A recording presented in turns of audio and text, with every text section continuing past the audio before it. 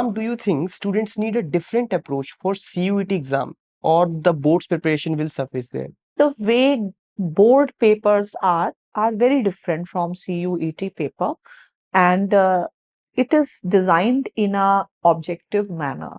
So objective questions they may give you an impression that they are easy, but not, because you require conceptual information as well as factual.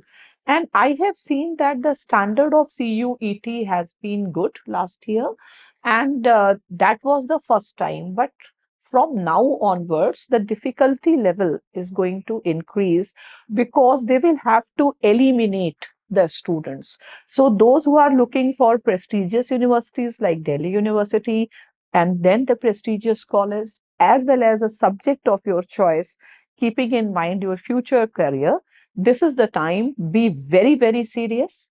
You have to be in a very safe hands. Safe hands means with the teachers who have been an accomplished teacher, who have an experience in this type of teaching, because these 2 3 months will make a big difference. And please don't play with or don't experiment with your careers.